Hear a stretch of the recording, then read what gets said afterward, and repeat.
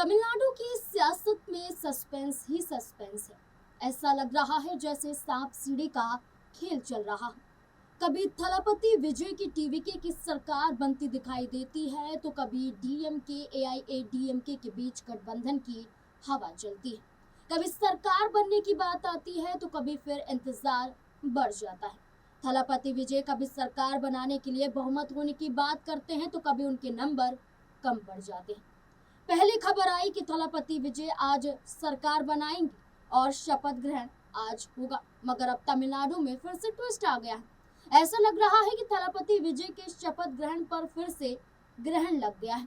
आखिरकार इसके पीछे क्या और कारण हो सकते हैं, चलिए अपनी इस रिपोर्ट में चर्चा करते हैं। नमस्कार, मैं हूं नाज़मीन खान और आप सभी का बहुत बहुत स्वागत है। 118 का बहुमत फिर घटा। जी हाँ, टीवीके के संस्थापक एक्टर विजय के 118 विधायकों के बहुमत के आंकड़े को पार करने और सरकार बनाने का दावा पेश करने के कुछ घंटे बाद ही 8 मई की देर रात उनकी बहुमत की स्थिति को लेकर फिर नई मुश्किल पैदा हो गई है। IUML यानी इंडियन यूनियन मुस्लिम लीग ने थलापति विजय को समर्थन देने से साफ इनकार कर दिया है।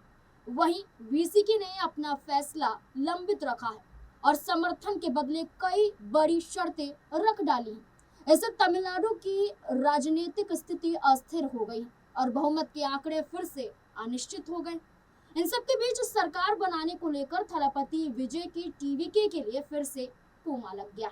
राज्यपाल से तीसरी बार मुलाकात के बाद भी टीवीके विधानसभा में बहुमत से कुछ कदम दूर रहे। यही कारण है कि राज्यपाल ने सरकार बनाने के लिए न्योता अब तक नहीं दिया है।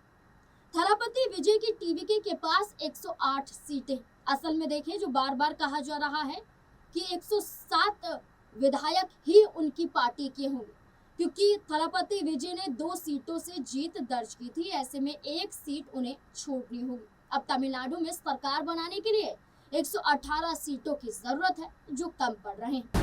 रात में अचानक हुआ था खेल। रात में हालात अचानक बदल गए थे। थलापति विजय ने CPI और CPIM नेताओं से मिलकर समर्थन के लिए धन्यवाद दिया था और IUML और VCK नेताओं से मिलने की योजना बनाई थी, लेकिन दोनों दलों ने अपने रुख पर पुनर्विचार करने के संकेत दिए। इससे थलापति विजय को तगड़ा झटका लगा। अब सबसे बड़ा यूटर्न है कि IUML ने स्पष्ट रूप से टीवीके को समर्थन देने से इनकार कर दिया है। उसने कहा है कि वे DMK गठबंधन के साथ ही रहेंगे।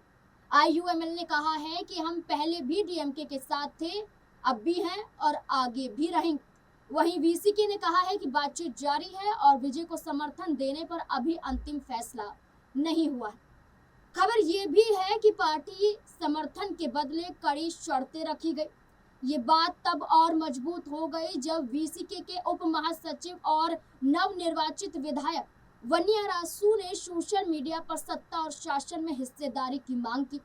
इस अनिश्चितता के बीच टीवीके के सदस्य जो विजय के शपथ ग्रहण की उम्मीद में बड़ी संख्या में जुटे थे, उन्हें निराशा हाथ लगी, क्योंकि बहुमत का आंकड़ा पूरा नहीं हो पाया। अब आगे जब तक बहुमत वाला नंबर साबित नहीं कर देते हैं विजय थलापति, तब तक टीवीके सरकार का सपना ही रहेगा। अब बहुमत से कितने पीछे टीवीके?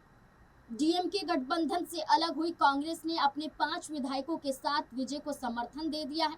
वहीं CPI और CPIM के 2 विधायकों ने भी बिना शर्त बाहर से समर्थन देने का ऐलान कर दिया है। लेकिन IUML ने DMK गठबंधन के साथ रहने का फैसला किया, जिससे विजय की पक्की संख्या घट गई।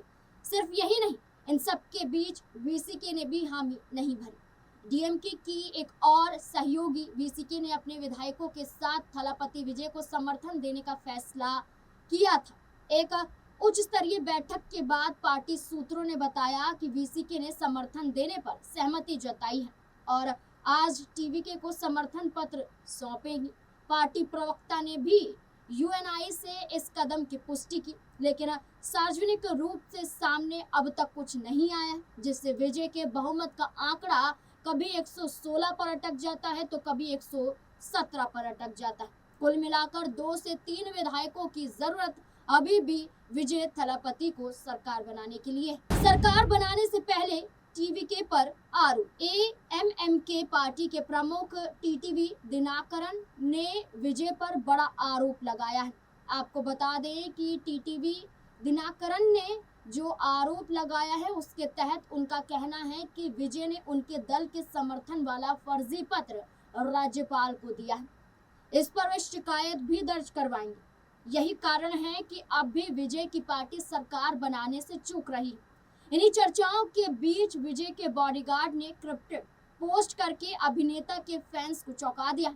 थलापति विजय के बॉडीगार्ड अरुण सुरेश ने बीती देर रात अपने इंस्टाग्राम के स्टोरी सेक्शन में 2 पोस्ट साझा की, जिसमें विजय का नाम नहीं लिखा। फिर भी ये पोस्ट उनके लिए लगती है ऐसा माना जा रहा है। बॉडीगार्ड ने पोस्ट में लिखा, मुश्किल लड़ाइयों के बाद ही अच्छे नतीजे मिलते हैं। वे आगे लिखते हैं, कॉन्फिडेंट रहो, सब अच्छा ही होगा। आगे विजय की एक एआई इमेज भी शेयर की जाती है जिसमें वे मुख्यमंत्री की कुर्सी पर बैठे हुए नजर आते हैं।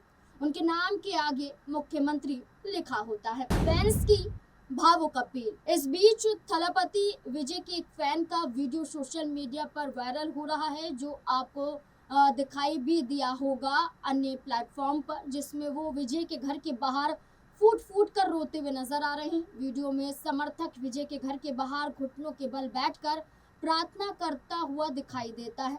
इसके बाद वह भावुक हो जाता है और आवास के बाहर सुरक्षा व्यवस्था ना होने पर सवाल उठाता है।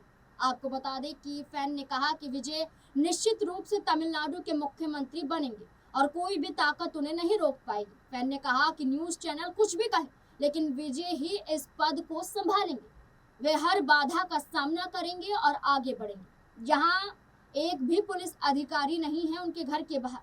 ये देखकर मुझे बहुत दुख हुआ। इतनी मेहनत के बाद भी उनका ऐसा हाल देखा जा रहा है। उनके साथ ऐसा व्यवहार होना दुखद है, ऐसा उनके समर्थक द्वारा कहा गया है। विजय थलापति का संघर्ष। विजय साल 2024 में तमिलनाडु की राजनीति में उन्होंने अपनी पार्टी बनाई तो आम लोगों से संपर्क करने का विचार किया। 2024 का लोकसभा चुनाव नहीं लड़ा, इंतजार किया, जनता के बीच पहुंचे और अपनी एक राजनीतिक पहचान बनाने की कोशिश की। 2026 में विधानसभा का चुनाव लड़ा। हालांकि इससे पहले 27 सितंबर 2025 को तमिलनाडु के करूर में टीवीके ने एक रैली भी आयोजन की थी, जिसकी चर्चा अभी भी होती है।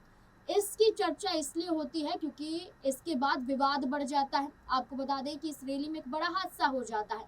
रैली के दौरान भगदड़ मच जाती है जिसमें कई लोगों की मौत हो जाती है, जिसके बाद सोशल मीडिया पर विजय थलापति को घेरने की कोशिश की जाती है। यहाँ तक कि सीबीआई जांच भी बैठाई जाती है। लेकिन आप ये देखिए कि उस दौरान भी विजय ने सोशल मीडिया पर गहरा दुख जताते हुए मृतकों को 20-20 लाख रुपए और घायलों के लिए 2-2 लाख रुपए की मदद की घोषणा भी कर डाली थी। उस वक्त भी विजय थलापति एक मददगार के रूप में आगे आए थे और आज भी वो अपनी योजनाओं के तहत ये ऐलान करते हैं कि शादी के दौरान वो सोना अर्पित करेंगे, साड़ी देंगे, मुफ्त सिलेंडर देंगे, बस में मुफ्त यात्रा करवाएंगे। तमाम ऐसी योजनाएं वो निकालते हैं जो अन्य राज्यों में अन्य सरकारों द्वारा, विपक्ष की सरकारों द्वारा निकाली गई।